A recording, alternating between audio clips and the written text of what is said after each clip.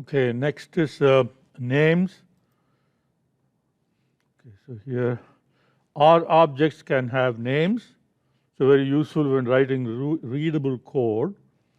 So it's like row index labels in Python, and then row index labels and column names. So and the names, you can have names for variables, names for lists, and so on. Okay, lists can have names, which is often very useful. Matrices can have both column names and row names. Okay, and call names and row names are the functions that we can use to display as well as to set column names and row names. So here is a little the function names for different objects. Okay, so for data frame, set column names with names. Okay. For matrix, it will be call names. Okay, and set rows will be row dot names for data frame, row names for matrices. Okay, so let's look at some examples now.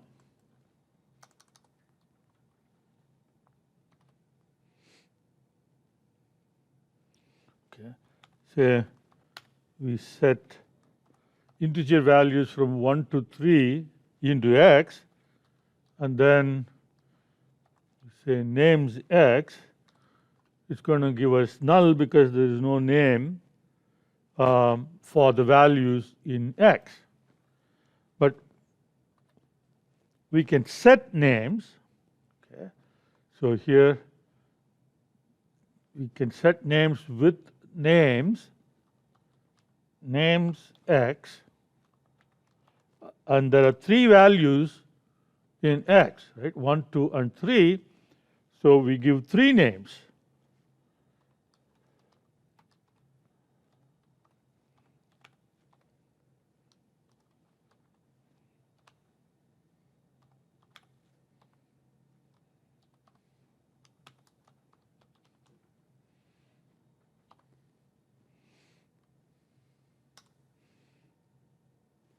Okay, and then if you print x, so this line of code will set these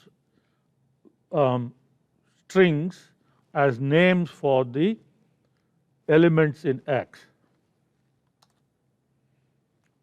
So we have the name for 1 is New York, name for 2 is Los Angeles, Seattle and Los Angeles.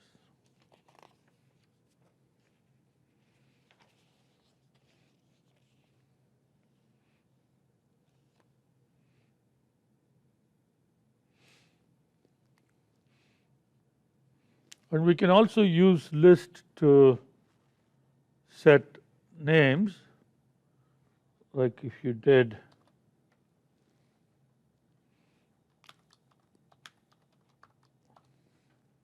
okay.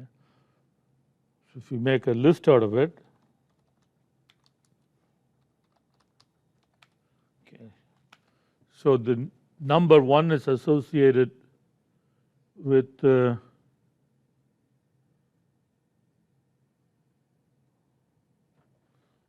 Los Angeles, then say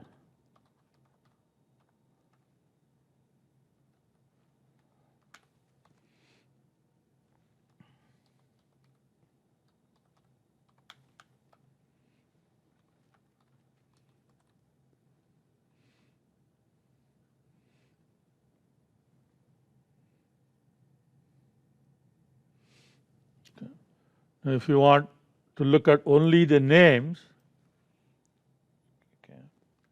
So now we have x prints all the contents. If you just say names x, then okay, names x can be used to set names, and also if you use just by itself, it will tell you what the names are.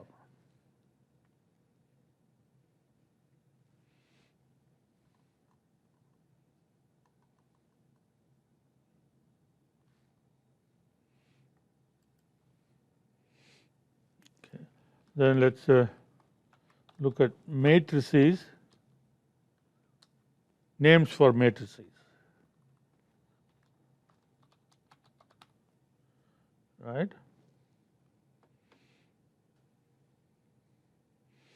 So let's create a matrix.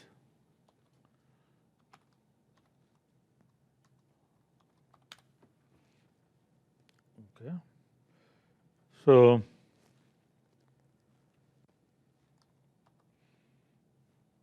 one to 4, and do n row equal to 2, n col equal to 2. So that will be a 2 by 2 matrix.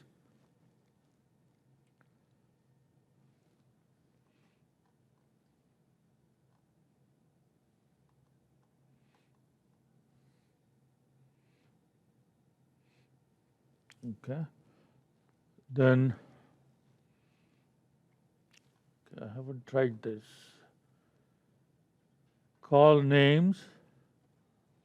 Call names m.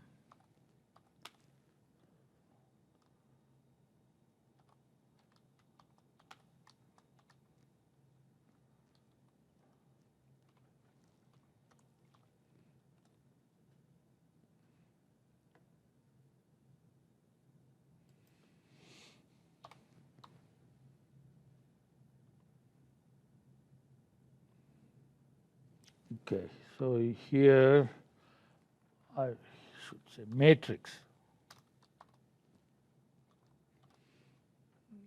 Then only matrix will get created. Okay, so call names assigned A as column name, B for the first column, and B as the column name for the second column. And so, and then we can use row names to set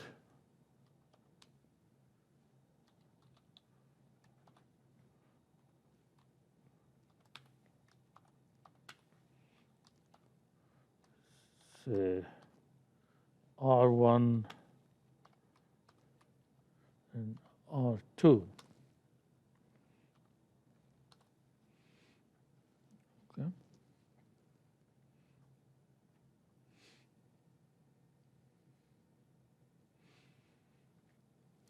And we can combine the two, column names and row names. Okay. Say let's I'm going to copy paste that here. So same matrix, right? And dim names, okay, of m. So this will let you name both the columns as well as the rows. Okay. So here the rows, okay, you need to give this as a list. First the rows.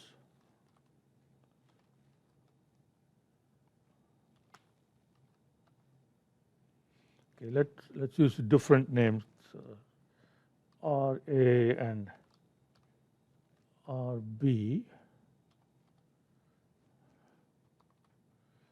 Okay, so that's the row, and then C1 and C2, right?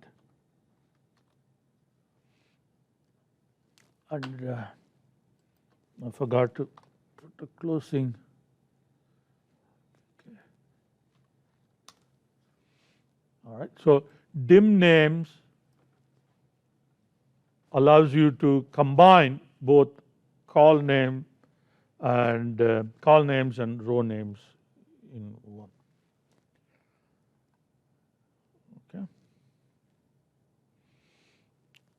All right, so to summarize what we've seen in this chapter, okay, data structures, we have vectors. The vectors can be atomic vectors, which means the same data type, or it can be list. List can have mixed data types. Okay. Then we have matrices, which are atomic, same data type. Okay. Data frames are like the Python data frames. Okay. All right. Now, factors is if you have categorical data that comes in as strings or character strings, okay, then you can convert those into factors, and that helps in two ways. It helps storage, and also it can be used automatically to create dummy variables that we talked about in Python. Okay, the type can be character, logical, integer, or numeric. And there is a fifth one, which is complex, that we are not going to be worried about that. Okay. Functions to examine the objects. Okay. If you say class and then put the name of the object, it will give you what the class is. Type of will give you the object type. Length will give you the number of elements. Okay. And attributes will give you the metadata of the object.